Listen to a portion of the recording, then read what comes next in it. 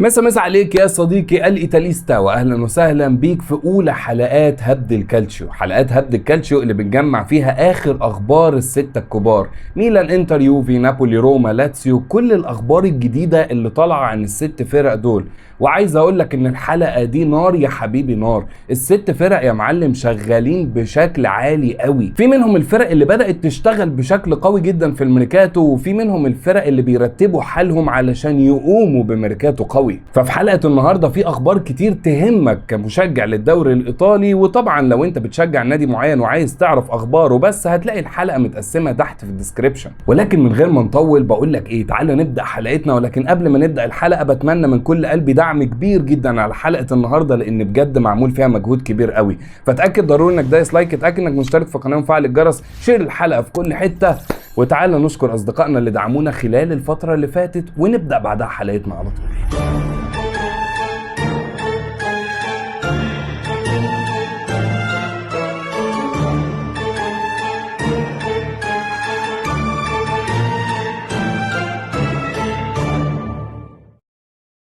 شكرا ليهم جدا طبعا من كل قلبي. ولو انت كمان حابب انك تدعم استمرار المحتوى تقدر تعمل كده من خلال زرار الجوين او الانضمام اللي موجود جنب زرار الاشتراك. تعال نبدأ أولا مع نادي نابولي بطل الدوري الإيطالي. نابولي بعد لما حسم صفقة كيفن دي بروين، صفقة جامدة جدا، لو الراجل ده ما اتصابش كتير هيضيف كتير جدا لنادي نابولي. ولكن الفكرة إن نابولي كان عنده بعض الملفات المهمة اللي محتاج يشتغل عليها.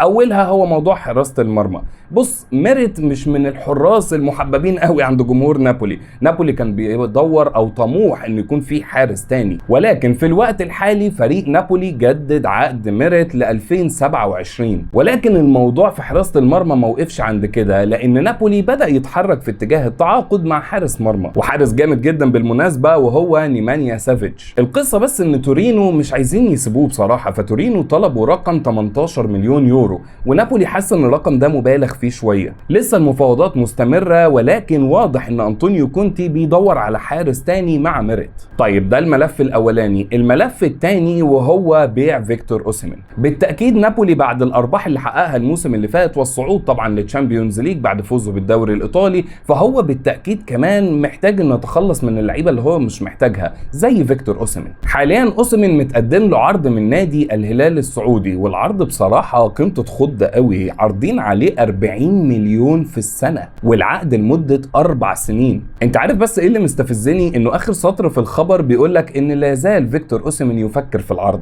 ربنا يحميك لشبابك يا ابني. فحاليا فريق نابولي بيطمح ان هو يخلص الصفقة ديت مع نادي الهلال علشان بفلوسه مع الارباح اللي عنده يخش في الميركاتو بقوة. بس من اكتر الحاجات اللي بيفكر فيها نابولي حاليا هو فكرة الحفاظ على اهم اللاعبين. يعني لوكاكو كان جاله بعض العروض، ولكن نادي نابولي رفضها كلها. تحديدا يعني من السعودية كان جاله عروض، ولكن نادي نابولي رفض وقرر ان هو يبقي على لوكاكو، ولوكاكو اصلا عايز ان هو يكمل مع انطونيو كونتي. واللاعب الثاني اللي المفروض نابولي حافظ عليه وهو انجويزا. انجويزا من اللعيبة اللي محتمل انها تمشي من نادي نابولي، وحاليا بيقال انه ادارة نابولي بتعد عرض جديد او تجديد لعقد انجويزا مع نادي نابولي. الفكرة ان نابولي حاليا بيجهز عرض الانجويزا لمدة 3 سنين مع مرتب 3 مليون في السنة. مشكلة بس ان نادي بشكتاش التركي قدم عرض الانجويزا ب6 مليون في السنة، ضعف المرتب اللي مقدمه نابولي. فلسه لحد دلوقتي مش معروف هو انجويزا هيختار ايه. اخر ملف فريق نابولي شغال عليه في الوقت الحالي وهو مركز الجناح الشمال. اول اسم وهو كيزا، وخد بالك كيزا مكمل معانا طول الحلقة. بعد ما كان نابولي بيفكر في كيزا، وانا بصراحة كنت شايف ان كيزا مع كونتي هيعمل شغل عالي، بس حاليا بدأ فريق نابولي ان هو يتحرك في اتجاهات تانية زي جيدون سانشو. كان فريق نابولي مهتم جدا بالتعاقد مع جيدون سانشو، ولكن مطالبات مانشستر يونايتد عالية قوي، وده اللي خلى انه فريق نابولي يفكر ان طب هناخده اعارة، وان المرتب يتقسم ما بين نابولي وبين مانشستر يونايتد. ولكن نابولي عارف ان مانشستر يونايتد ممكن ما يقبلش بالعرض ده، وعشان كده نابولي اتحرك في اتجاه تاني وهو ندوي من نادي بولونيا. بس بولونيا طالب 40 مليون يورو في ندوي، وده مخلي نابولي على قد ما هو تقريبا شبه متفق مع نادي بولونيا، الا انه برضه بيدور على اسم تاني. والاسم التاني ده هو نوا لانج. نوا لانج قادم من نادي ايندهوفن. الاخبار النهارده بتقول لك ان نابولي خلاص على بعد خطوه من انه يتمم الصفقه دي، وانه اتفق مع اللاعب على الشروط الشخصيه وكل حاجه بقت جاهزه. انهي اسم بقى هيتحرك فيه نابولي لسه لحد دلوقتي مش واضح. تعال بقى نخرج من نابولي وندخل على نادي الانتر. لاكازيتا النهارده عملت زي المحقق كونان مع نادي الانتر، بيحاولوا ان هم يبحثوا عن السبب اللي خلى الانتر يخسر من باريس سان جيرمان في نهائي دوري ابطال بالنتيجه دي. وعشان كده لاكازيتا بتقول لك انه اداره الانتر لحد اللحظه دي لسه بيحاولوا يفهموا ايه سبب الخساره بالشكل ده. طب يا عم مش المفروض ان الموضوع ده خلاص عدى وفات؟ النتيجه كبيره النتيجه مؤثره جدا، ولكن المفروض ان النادي الانتر يتحرك لقدام اكتر. انما قال لك ان اداره الانتر ملاحظه تاثر اللعيبه من الخساره دي، وتحديدا حددوا بعض الاسماء اللي متاثرين جدا من خساره نهائي دوري ابطال زي باريلا وباستوني ودي ماركو ومختريان. قال لك ان الاربعه دول متاثرين جدا بالخساره دي، ولاكازيتا بدات انها تعمل بعض اللقاءات مع اللعيبه عشان تحاول تفهم ايه اللي حصل، زي دومفريس وزي مختريان وباستوني كمان من ضمن اللعيبه اللي اتكلموا معاهم. وكل اللعيبه اكدوا انه في حاجه غلط حصلت في الماتش ده. ولما لاكازيتا بدات تزنق قوي في الاسئله وتسال هل موضوع رحيل انزاجي انتوا كنتوا عارفين بيه قبل نهائي دوري الابطال، فرد اللعيبه ان احنا كنا عارفين حاجات كتير بس ما كانش ينفع ان احنا نتكلم عنها، لكن صدقونا احنا فعلا كان كل تركيزنا كلعيبه على نهائي دوري الابطال. وتأكيد انه كلنا كلعيبه كنا مركزين على دوري الابطال. حاسس ان لعيبه الانتر بتلقح على انه انزاجي ما كانش مركز على نهائي دوري الابطال. اعتقد ان المفروض اللعيبه مع الاداره تتخطى بقى الموضوع ده وتبدا التحضير للموسم الجديد، ودي الاخبار اللي انا جاي اكلمك فيها دلوقتي اداره الانتر بتفكر في مهاجم يشتروه. طيب مين المهاجمين المطروحين؟ التفكير في الاول كان في بوني مهاجم نادي بارما، وبصراحه الاختيار ده كان غريب جدا بالنسبه لي وما كنتش فاهم ليه. اللاعب مساهماته التهديفيه ضعيفه جدا، وبالفعل اداره الانتر دلوقتي بتقول لك ان هم بيفكروا في اسم اكثر جاهزيه، وده اللي خلاهم يتحركوا في اتجاه راسموس هويلاند من مانشستر يونايتد. هتحس نادي مانشستر يونايتد هيقفل خلاص فبيصفي وبيبيع لعيبته. بس حتى هذه اللحظه مفيش اتفاق ما بين الناديين، مفيش اتفاق ما بين الانتر ومانشستر يونايتد على قيمه الصفقه، ولكن العلاقات قويه ما بين مانشستر يونايتد ونادي الانتر، فممكن ان هم يوصلوا لحل في الاخر. راسموس هويلاند على فكره من المهاجمين الجامدين قوي، واشوف انه ممكن يبقى اضافه حلوه للانتر لو جه. طيب ليه الانتر بيدور على مهاجم؟ لان دي مارزيو قال لك انه مهدي تاريمي احتمال ان هو يطلع اعاره لنادي بشكتاش التركي، وبالتالي لازم يكون في بدلاء. وبالمناسبه مش مهدي تاريمي بس اللي احتمال يطلع من الانتر، فراتيزي كمان من اللعيبه اللي بنسبه كبيره هيخرج من الانتر، رغم انك تحس ان فراتيزي ما كانش بيلعب لان انزاجي ما كانش بيلعبه لسبب ما لا يعلمه الا انزاجي، ولكن حتى مع رحيل انزاجي واضح ان فراتيزي ملوش مكان. انتر محددين قيمه اللاعب ب 40 مليون يورو، وحتى الان في 2 انديه مهتمين بيه، من ناحيه نابولي ولكن اهتمام نابولي مش قوي قوي، ومن ناحيه ثانيه بيقال ان اتلتيكو مدريد مهتمين بالتعاقد مع فراتيزي. من ضمن الاخبار ان انتر اشترى عقد زاليفسكي ب 6 مليون من نادي روما، وده خبر كويس لانه لعيب كويس وهيضيف للانتر. تعال بقى نطلع من الانتر وندخل على نادي روما. روما بعد التعاقد مع جاسبريني كمدرب والتعاقد مع مسارة كمدير رياضي، حاليا نادي روما محتاج يرتب البيت من الداخل. دي المهمة اللي شغالين عليها دلوقتي مسارة مع رانييري، بس عشان تبدأ تشتغل لازم تحل مشكلة موجود فيها نادي روما مع اللعب المالي النظيف. لازم نادي روما قبل يوم 30/6 يكون محضر مبلغ 15 مليون يورو، وبالتالي نادي روما مضطر ان هو يبيع احد لاعبيه علشان يغطي المبلغ ده، على حد ما انا فاهم علشان يقدر يقفل الميزانيه السنويه بتاعته بدون عجز. ولكن مسارة عنده فكره ان هو عايز يحتفظ بالعناصر الاساسيه في نادي روما قدر المستطاع. يوم ما هيبيع عنصر اساسي فاقصى شيء هو لعيب واحد بس هيخرج من روما حاليا علشان بس يغطي المشكله الماليه، لكن باقي العناصر الاساسيه هو هيركز كل جهده على انه يحتفظ بيهم. طيب مين من لعيبه روما ممكن ان هو يغطي العجز ده؟ اول حاجه شوموردوف كده هيمشي، بيحاول مسارة ان هو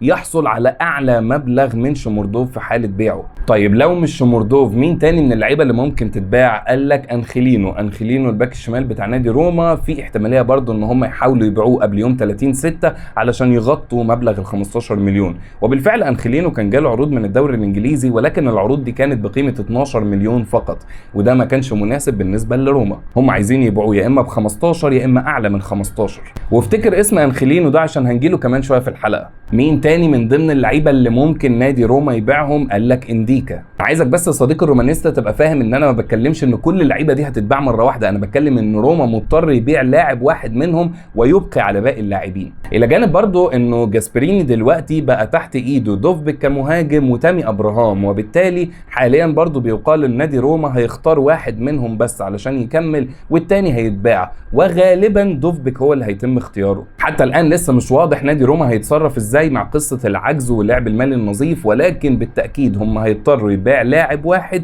باكتر من 15 مليون علشان يقفلوا السنه بشكل كويس. ولكن من ضمن النقط اللي بيشتغل عليها مسارة في ترتيب البيت من الداخل هو عقد باولو ديبالا. باولو ديبالا عقده هينتهي الصيف اللي جاي، ونادي روما ناوي ان هو يجدد العقد مع باولو ديبالا، ولكن هم بس محتاجين ان هم يقللوا مرتبه شويه لان مرتبه عالي، وده ممكن يعمل مشكله في ميزانيه الرواتب داخل نادي روما، فعايزين يوصلوا معاه لحل. وخلال الفتره الجايه هيتم اجتماعات ما بين اداره روما وبين وكيل اعمال اللاعب.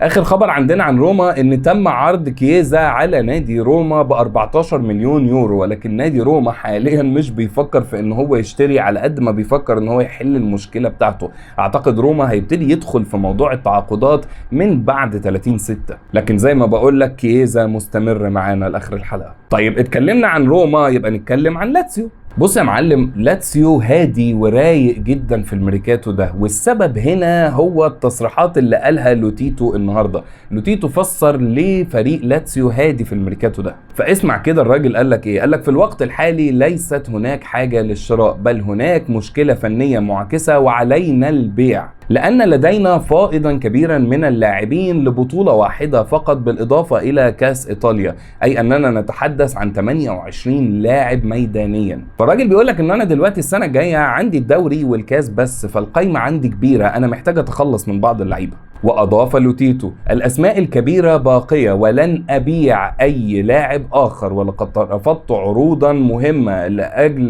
كاستيانوس وروفيلا وإيزاكسن وتافاريز وجندوزي. يعني العناصر المهمة والتقيلة والأساسية اللي موجودة في لاتسيو هو ناوي إن هو يحتفظ بيهم ومش هيبيعهم، وقال إن لدينا لاعبون رائعون والدليل على ذلك أن الجميع يطلبهم، وقعد بقى إيه يمجد في الفرقة بتاعته شوية. طب يا عم بالنسبة لساري أنت مش ناوي تدعم الراجل ده؟ أنت طالب منه إيه؟ الراجل لمح كده الحاجة عجبتني قوي في كلامه. قال لك هل رأيتم ما فعلوا كنت الموسم الماضي؟ لقد اخترت ساري لأجل هذا، لأجعل الجميع يقدمون أفضل ما لديهم. حسيت كده ان هو بيقول لك ايه، يعني اذا كان فريق نابولي السنة اللي فاتت مع كونتي عرف يعملها، فانا مرجع ساري دلوقتي وانا ما عنديش غير الدوري عشان لاتسيو يلعب على الدوري. بس يا معلم الراجل هيبقى محتاج برضو تدعيم، يعني ما تنساش برضو ان نابولي دعموا كونتي. فالمهم بيكمل كلامه وقال لك ان المدرب سيقيم الجميع خلال الجولة التحضيرية، ومن لا يعجبه سنبيعه ونختار بديل له. يعني من الاخر لاتسيو مش هيتحرك الا لو في الجولة التحضيرية ساري قال للوتيتو اللاعب ده انا مش عايزه، وبالتالي هيتم بيعه ويدوروا على بديل ليه، وشكرا على كده. ورغم ان لوتيتو ذكر من ضمن الاسماء اللي هو عايز يحتفظ بيها اسم ايزاكسن، الا ان نادي توتنهام بيقال ان هم مهتمين بالتعاقد مع ايزاكسن. وقيل بحسب الاخبار ان لو توتنهام قدم عرض من 30 ل 35 مليون يورو ممكن لاتسيو يوافق عادي. هنشوف الموضوع ده ممكن يمشي ازاي. ومن لاتسيو بقى نطلع ونروح على نادي اليوفي. اليوفي اللي تحسه دلوقتي قاعد عمال يدكن فلوس مستني بس بعد كاس العالم للانديه يشوف هو عمل كام، وهنا بقى يا معلم يبدا الميركاتو. يعني اليوفي حتى الآن أرباحه من كأس العالم للأندية وصلت ل 31 مليون يورو. أنا ما بحسدش يا خال، أنا بنق بس. والأرباح دي مع الإنهاء توب فور السنة اللي فاتت والوصول للتشامبيونز ليج السنة الجاية، كل ده يقول لك إن نادي اليوفي شكله هيدخل الميركاتو بقوة بس بعد انتهاء كأس العالم للأندية. وده يمكن منعكس على تصريح تودور لما قال لك إنه نادي مثل يوفنتوس لا يجب عليه أبدا أن يبيع أفضل لاعبيه. فواضح إن نادي اليوفي ناوي يحتفظ باللعيبه المهمه اللي عنده وناوي كمان يدعمه. لكن على عكس التصريح ده نادي لاكازيتا بيفجر لك خبر انا استغربته جدا وما فهمتوش. قال لك نادي نوتنجهام فورست عرض 25 مليون يورو على نادي اليوفي. ايوه سعادتك، ليه بقى الفلوس دي؟ قالك علشان نشتري من عندكم 2 لعيبه مش لعيب واحد، يعني ب 25 مليون هيشتروا 2 لعيبه.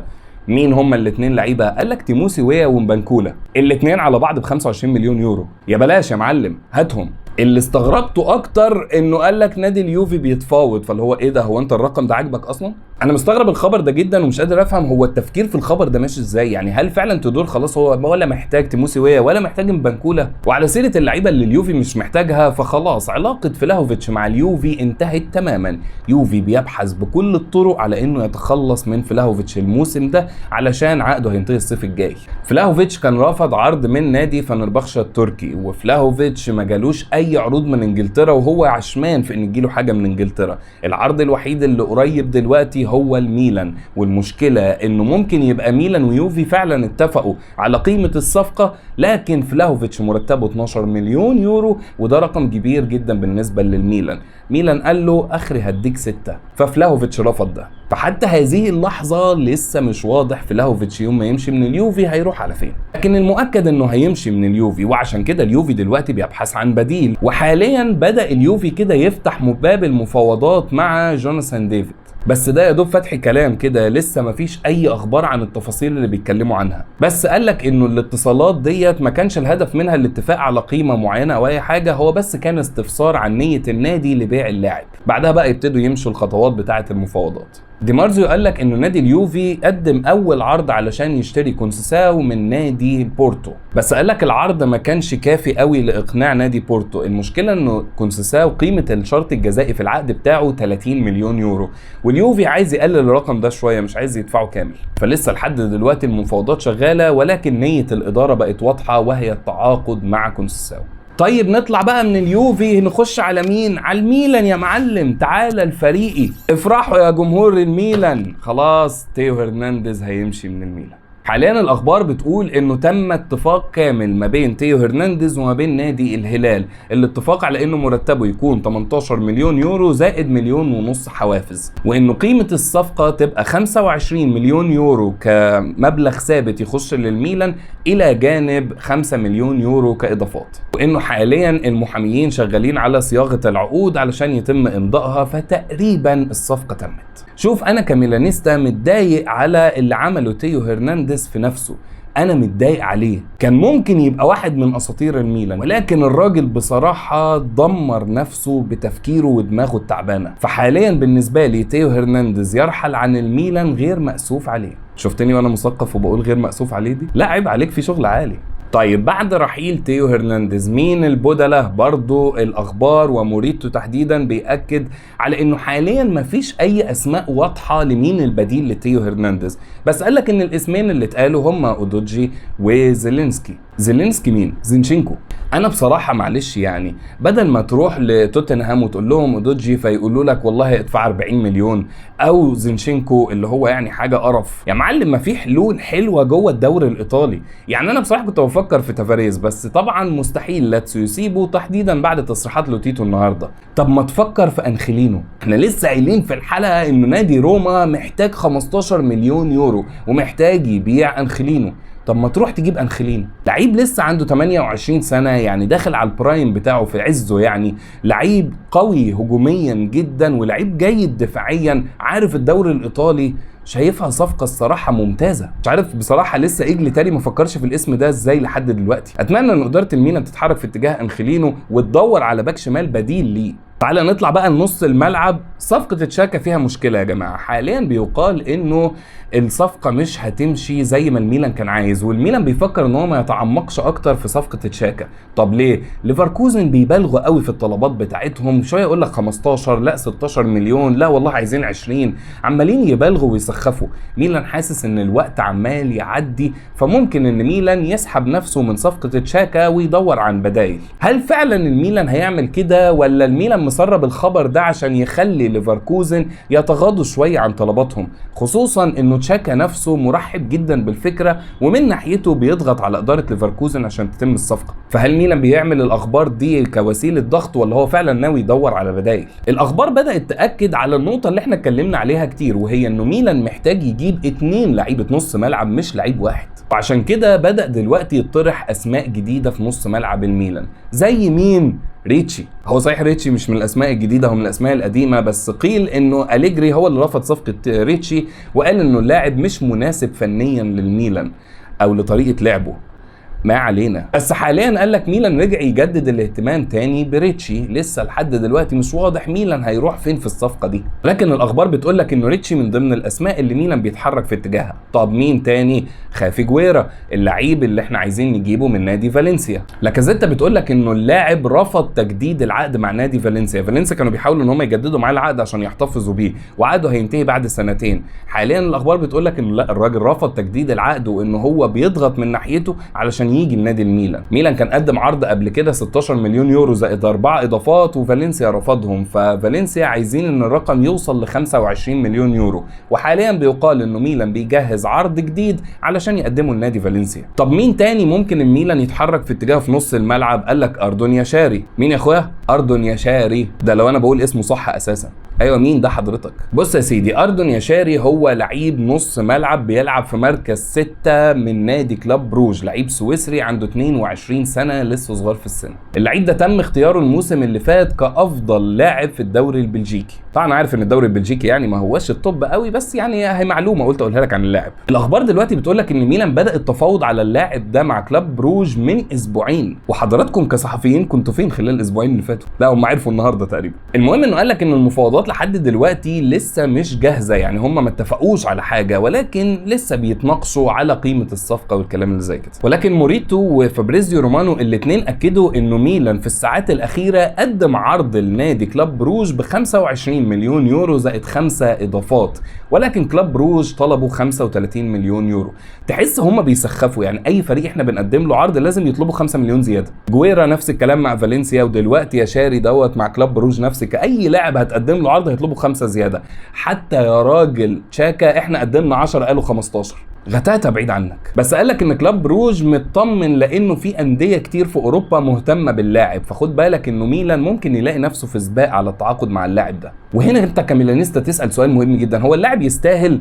بصراحه يستاهل. يعني بنظره مبدئيه كده عن اللاعب، الواد لعيب حريف قوي، لعيب على مدار الموسم اللي فات تقريبا لعب 43 مباراه كلاعب رقم 6، مساهم في 9 اهداف، صانع منهم 6. لعيب رؤيته حلوه جدا في الملعب، تمريراته حلوه وتمريراته البينيه جميله، وبيعرف يكسر خطوط الضغط بتاعه الخصم، الى جانب انه بيتعامل حلو قوي بالكوره تحت الضغط. هو بس عنده مشكله واحده صغيره جدا، انه ارقامه الدفاعيه مش قد كده، اللي هي اصلا المشكله اللي احنا محتاجينها يعني. بس ده ما يمنعش بصراحه ان هو لعيب بيلعب بقدمه اليسرى ولعيب حريف بصراحه. لسه هنشوف المفاوضات دي هتودينا لفين. طيب بالنسبه لمركز المهاجم، زي ما قلنا من شويه فلاهوفيتش الصفقه بتتعقد لانه ميلان عرض على فلاهوفيتش 6 مليون كراتب، وفلاهوفيتش مش عايز ان هو ينزل مرتبه عن 12 مليون. فلاهوفيتش من الواضح فعلا ان هو مستني عرض من الدوري الانجليزي، هو عارف ان دول اللي هينفعوا يدفعوا له المرتب ده. طيب في اسماء تانية ميلان بيفكر فيها، قال لك ميلان رجع تاني يجدد الاهتمام بداروين نونيز. انا ماليش دعوه، هي الاخبار اللي بتقول كده، بس ما اعتقدش انه ميلان هيقدر يشتريه، لان نابولي لما استفسروا عن سعر داروين نونيز اتقال لهم تقريبا 60 او 70 مليون. ميلان مش هيدفع الرقم ده، بس هو في الغالب ممكن يجيب اعاره. نشوف الموضوع ده هيمشي ازاي خلال الفتره اللي جايه. وبس يا صديقي، وبكده يبقى انتهت حلقتنا النهارده. حاولت اجمع لك كل الاخبار المتعلقه بالكالتشيو خلال اليومين اللي فاتوا في حلقه النهارده. بتمنى بجد ان المجهود اللي اتعمل يكون نال اعجابك، وبتمنى بقى انك تقدر المجهود ده بدعمك الجميل جدا اللي بيفرق معانا كتير قوي باللايكات. فتاكد ضروري انك دايس لايك، تاكد انك مشترك في القناه وفعل الجرس، شير الحلقه في كل حته. اشوفكم في حلقات جايه كتير وفي لايفات جايه كتير. سلام.